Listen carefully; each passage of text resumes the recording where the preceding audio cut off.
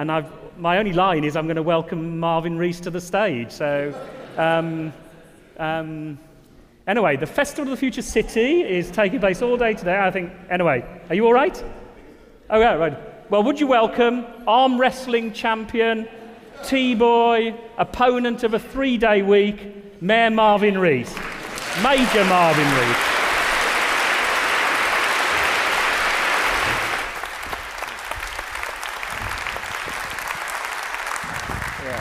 It's a last-minute trade on the microphones.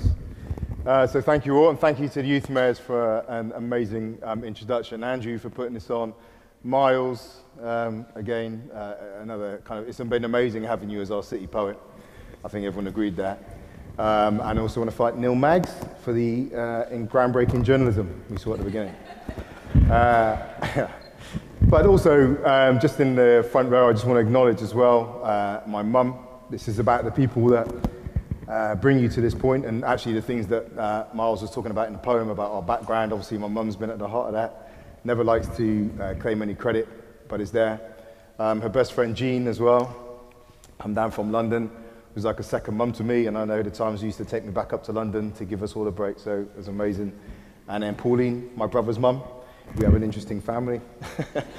As well, it's been a huge part of my childhood, so thank you all. And then of my wife, Kirsten, as well, the price we pay for me being in electoral politics. And just while I'm here and I can put something on record, my nan can't be here tonight, 95 years old, and I just want to put it on the history books that, again, I wouldn't be here without the interventions she made in my life. But last year, I used this speech to outline my desire to drive aspiration, tackle poverty, and close our city's growing inequality gap. And I use this as a thread connecting all my plans and policies. Eradicating poverty means putting jobs, homes, and transport at the center of a thriving, inclusive, and sustainable economy. It means building a city where we all have hope, university graduates and those with few formal qualifications. Those who come here from outside, whether as students, migrants, or refugees, and those whose families have roots in the city going back generations. Those born into wealthy families in wealthy wards, and those born in those parts of the city that are amongst the most deprived. This must be a city where talent, work, opportunity, and the city's compassion, rather than the wealth of your parents, is the key determinant of your life chances. In this year's annual address, I want to look at two things: our city performance, our challenges and achievements, and what we are planning to deliver. And I also want to look at the city in global governance. Now, Bristol remains a city of challenges. We are a wealthy city, the only region outside the southeast to make a net contribution to the Treasury. But we also have all the challenges of a modern city: air pollution, democratic deficits, education inequalities, health inequalities, congestion, housing shortages, and insecurity.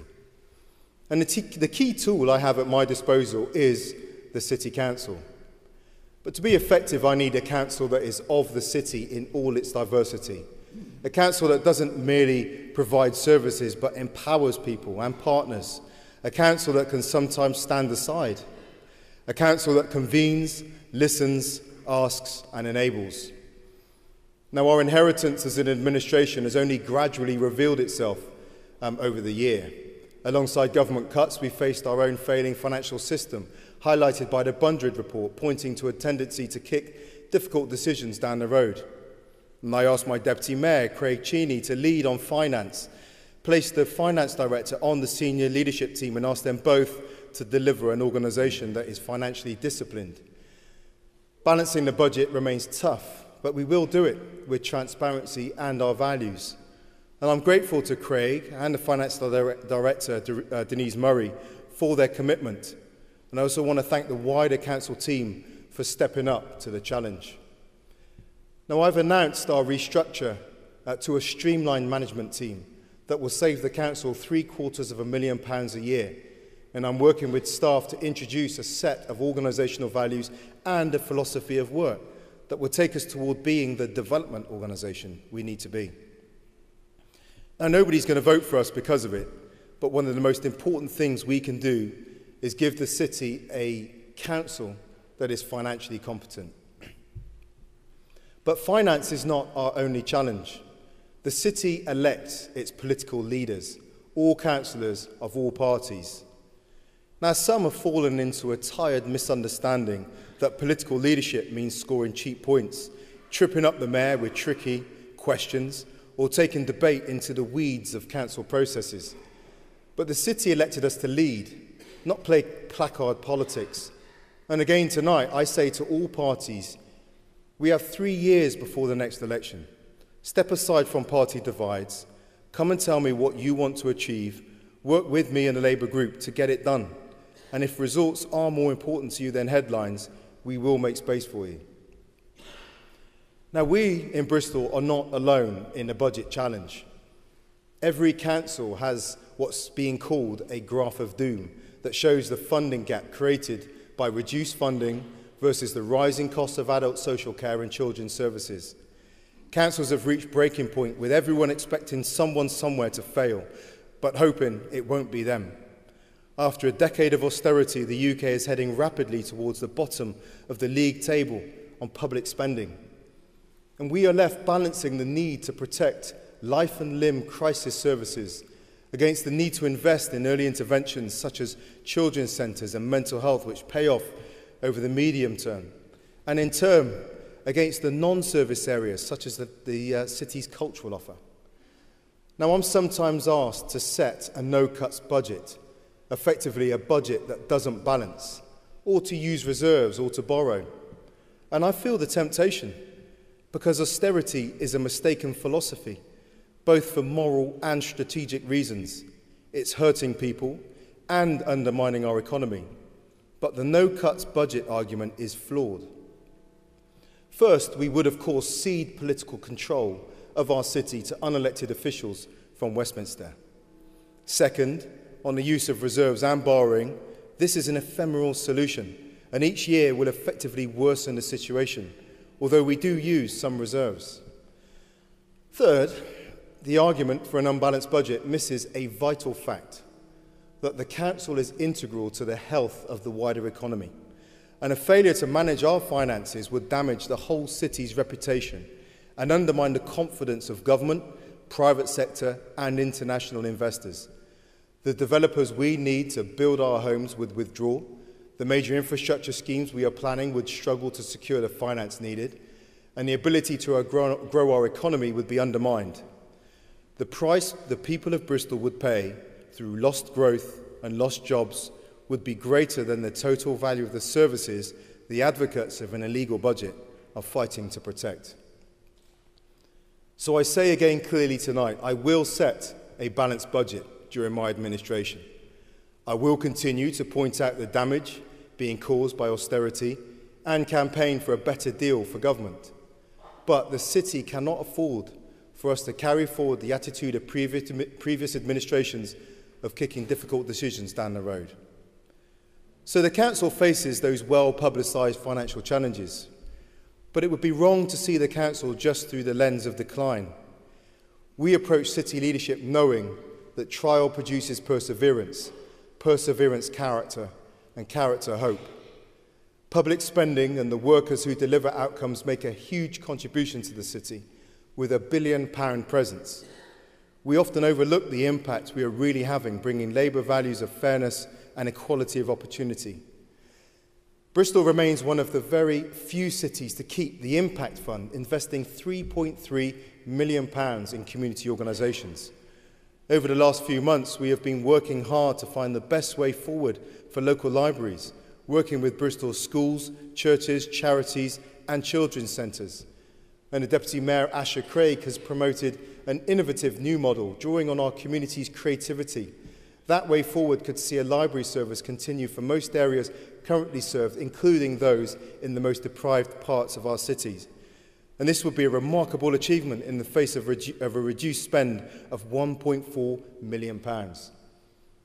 We're keeping a key pledge I made to the city and plan to keep open all 22 children's centres, maintaining our commitment to early intervention.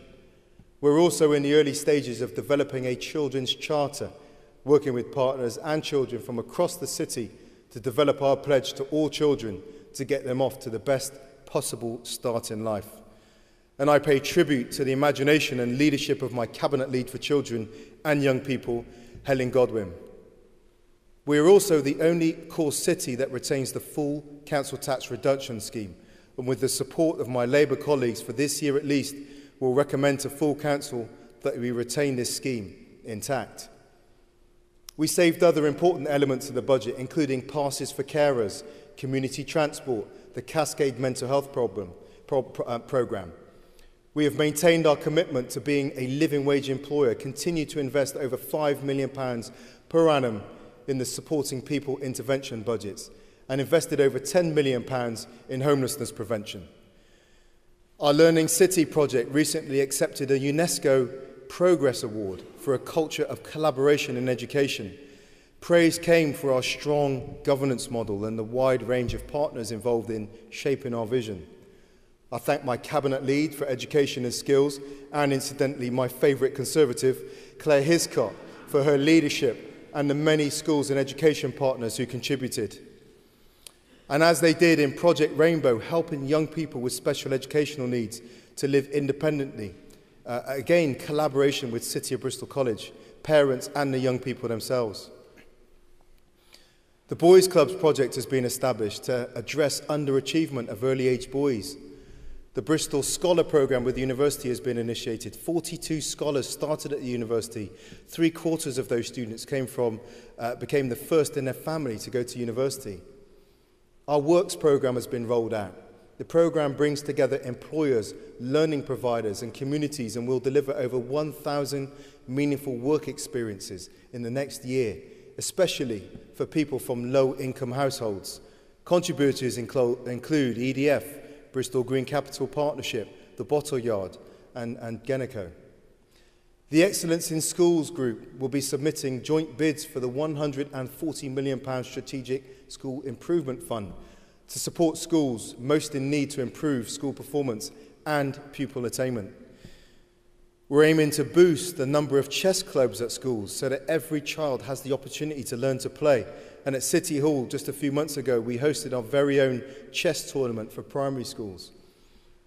We have facilitated £154,000 of grant funding to 28 community-led projects for clean energy initiatives, and we actively promoted the Sugar Smart campaign. We had our first Exceptional People in Care Awards, and we're grateful to the city partners and organisations who sponsored. The awards showed our appreciation for amazing achievements and encouraged them in their journey towards a successful life after care.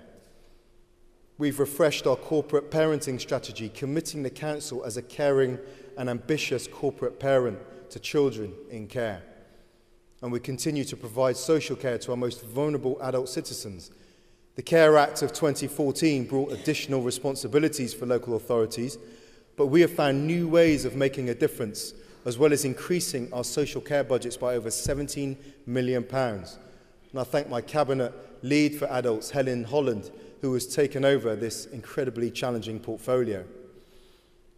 Now, with community and faith partners, we launched Feeding Bristol as part of Feeding Britain, a national project aiming to end food poverty, and we are targeting a zero hunger Bristol.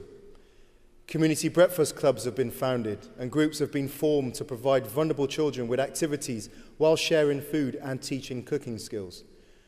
And we launched the Enterprising West of England programme to provide business support and new and growing companies that support disadvantaged areas and groups traditionally underrepresented in enterprise.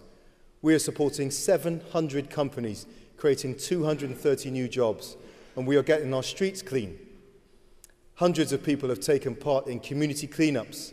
We launched a Litter Superheroes campaign with primary schools, posters on 1,000 bins, digital signs on 170 bus stops, inside 200 buses.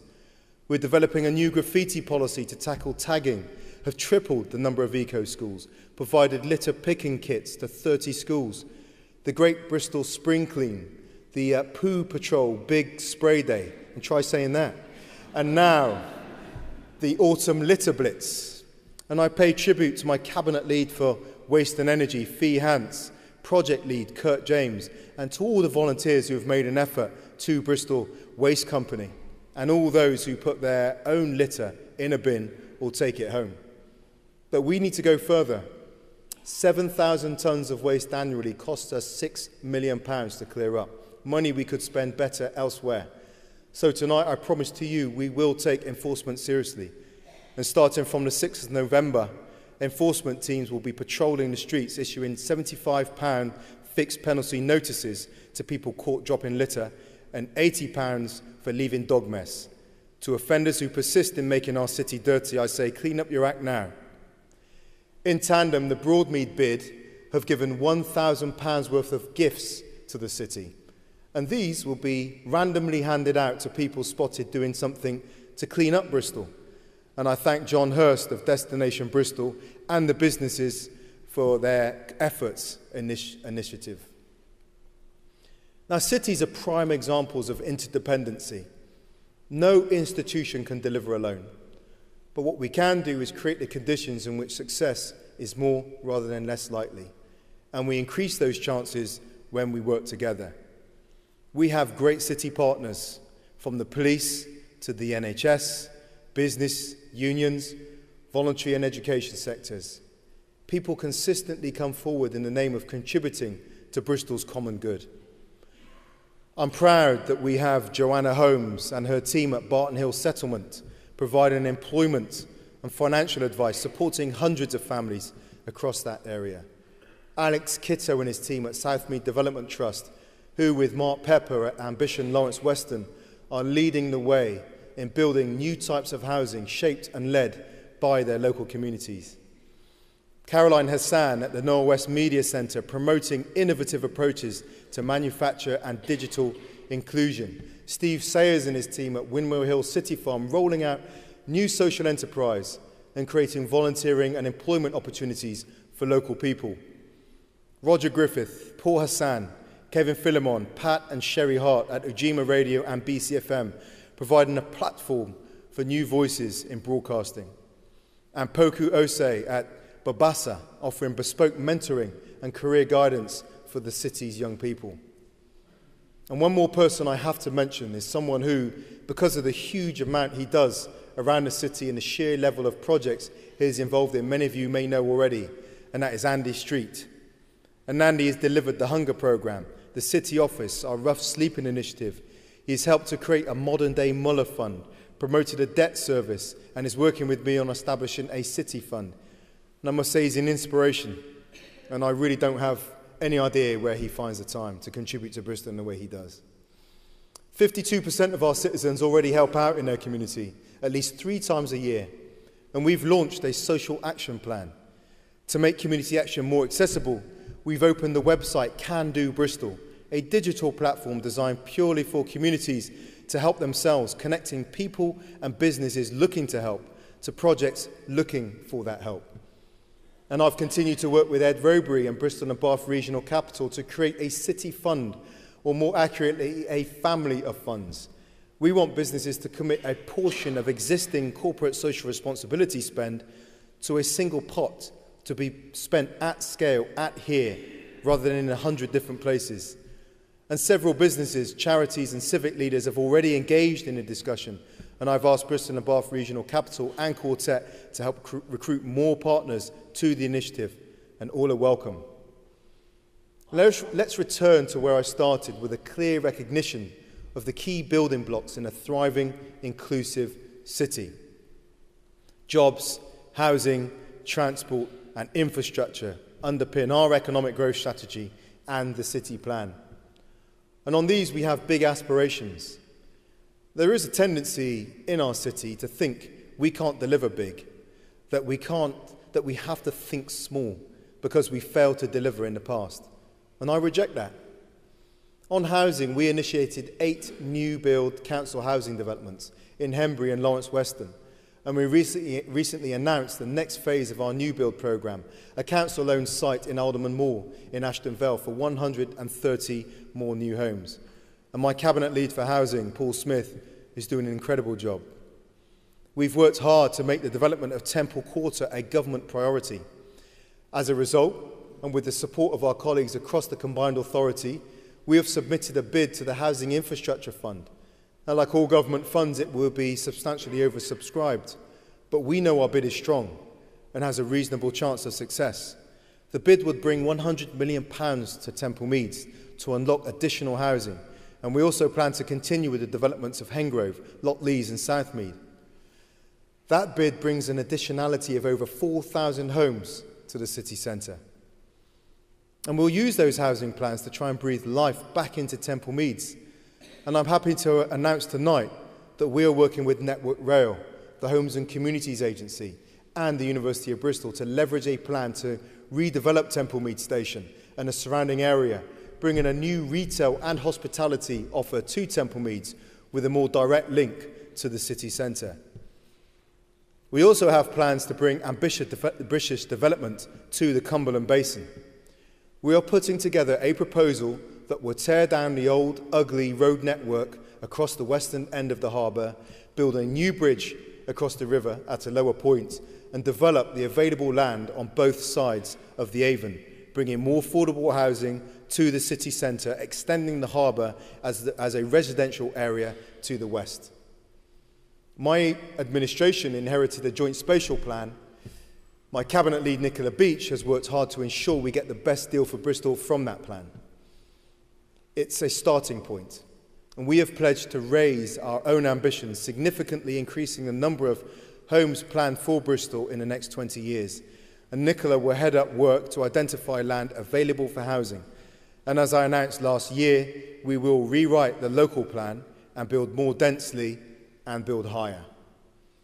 I've also met with city partners with proposals for interim housing to help ease short-term crisis and build a bridge between people and the housing market. And when I leave here tonight, I'm going to the We Can Make model home in Knowle West, where I'll spend the night with notorious local councillor Chris Jackson. Yeah, well, and he's asked what, he's getting the food in. On transport, as I said last year, I launched the Congestion Task Group, and they've been operational for 6 months. 20 experts in a room, led by my cabinet lead for transport, Vari Threffel. No political games, no obstructions, no vested interest, just people focused on finding solutions. And they're looking at the Bristol Transport Plan that will form the basis of a regional transport plan and inputting into the city plan for long-term aims. I can also announce our intention to implement a no idle roadworks policy. We will tackle the frustration of idle roadworks and improve on road information, providing the opportunity for citizens to report inactive scenes. I've been working with James Freeman, Managing Director at First Bus Bristol, to introduce contactless payments on their entire fleet. And I can announce tonight that technology is being fitted and tested with a target operational date of January the 8th. I'm extremely grateful to James and his team at First for working with us on this. This announcement comes on the back of the previous announcement by First to invest in clean air, and they are working to introduce 110 biomethane fuel buses with the fuelling infrastructure needed. And I encourage all other operators to invest in the same technology. There's always been talk of modal shift, reducing congestion, but that won't happen unless there are viable alternatives. And we remain the only major city without a mass transit system. Metro bus will help, but it's only part of the solution. Congestion remains one of our most serious problems. It hinders people's movement, worsens air quality, and weakens our economy. I previously announced we have commissioned a pre-feasibility study for an underground with our partners in the West of England Authority. And I'm pleased to be able to say initial feedback is that the ground conditions don't look too problematic, and that with the right level of investment, this project is perfectly buildable. A mass transit scheme that connects the northern fringe, the south and the east to the centre, connects the city to our growing airports and people to jobs, has the potential to be transformative for the city and region. Accordingly, my city leader partners Tim Warren in Bath and North East Somerset, Matthew Riddle in South Gloucestershire, Nigel Ashton in North Somerset, and of course our Metro Mayor, Tim Bowles, all recognise the generational opportunity this presents and will support the full feasibility study being commissioned this month. So we will shape our housing and transport actions towards inclusive, sustainable growth. And we will ensure we secure land for industrial use as part of a clear intent to maintain a diverse economy. Bringing trade and investment and tourism remains a key focus, along with our cultural offer. I support the Trade TUC campaign for better jobs, for a better Bristol. We have celebrated the European City of Sport. We are supporting our airport's growth plans. And we are working to try to bring Channel 4 to the city. Now, having looked at our challenges and achievements, there is a bigger context in which we see the city. See, the city you experience today is the product of past and present action and inaction by the whole range of public, private, voluntary and faith organisations. Add to this the national and international forces, trade and, of course, our personal decisions.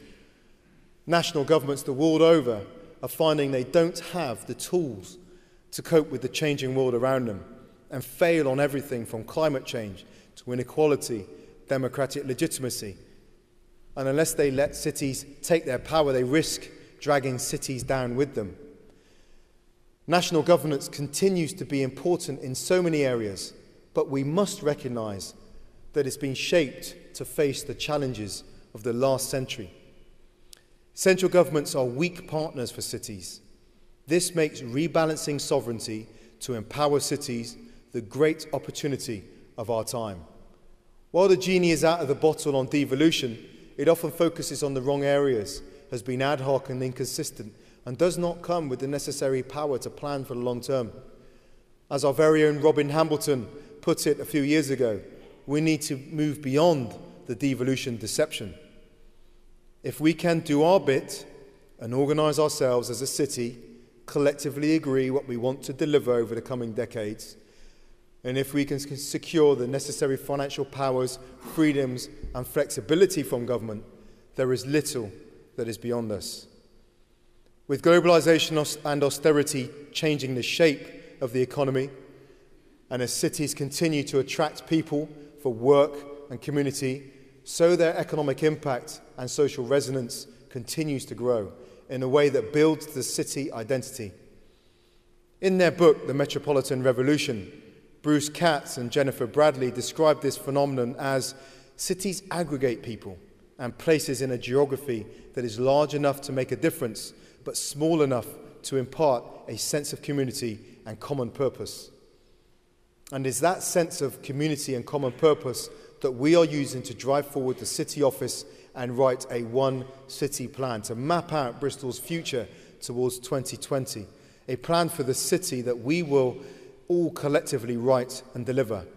And I'm grateful to Louise Sunderland from KPMG for coordinating this work for me, and for the many city partners, including our universities, business sector, voluntary groups, health service, who are helping to plan and write it.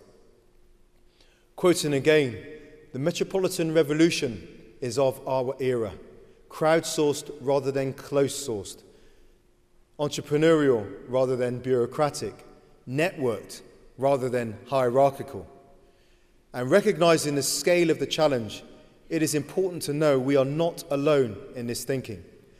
Last month, I was in New York with 50 of the world's most progressive cities and global institutions, already working in recognition of shifting challenges and the key role of cities in meeting them. Those cities from the US, Africa, Asia, Europe, Australasia, as well as the UK, are working to ensure cities have the power to control what goes on in their boundaries, and also the national and international context in which they live. Cities from around the world have far more powers, and the UK ranks well down the City Sovereignty League table. The UK is one of the most centralised states in the democratic world, and it's an old model that has to change. And I'll be calling on my own party, as well as the government, for a parliamentary strategy that doesn't just argue for the policy of more funding, although we need that, but widens the debate to work towards a new city government model that reflects the size of the city contribution to our state and to the world. And the argument, as I said, is growing. In the UK, the Local Government Information Unit is calling for a Mayor's Senate, for the mayoral model to be expanded, for a systematic review of public finance, and for a new constitutional settlement. In their report, they recognise that capacity, knowledge and expertise at a city level is more essential than ever, and they acknowledge a painful truth that the relations between city and national government is not one of equals, but a hierarchical relationship where cities go cap in hand. It contrasts with Patricia de Lille, the Mayor of Cape Town and Chair of the Global Parliament of Mayors, who says we should be talking about spheres of government rather than tiers of government. And my own colleague, the Mayor of London, Sadiq Khan, said recently, if the 19th century was the century of empire, the 20th century the century of nation states, then the 21st century is surely the century of mayors and cities. And Bristol is actually at the forefront of this movement. I've been elected to the steering committee of the Global Parliament of Mayors, and Bristol will be hosting the next Parliament of Mayors in 2018. This is a huge opportunity for profiling of the city and region around the world, and a chance to showcase our investability, our tourism, trade matchups, and to set a global agenda. We'll work with the core cities, the Department of Communities and Local Government, and the Department for International Trade to maximise the impact we gain from the presence of 80 to 100 mayors from cities all over the world in Bristol. And I welcome today the Vice Chair of the Global Parliament of Mayors, Peter Kurz, the Mayor of Mannheim, who's with us tonight. So tonight I've set out the challenge and opportunity. So please come forward and make Bristol a big offer. Tell me what great thing you want to get done for the city, and tell me what you need from me and the rest of the city in order to deliver it. And I look forward to working with you to make that difference. Thank you.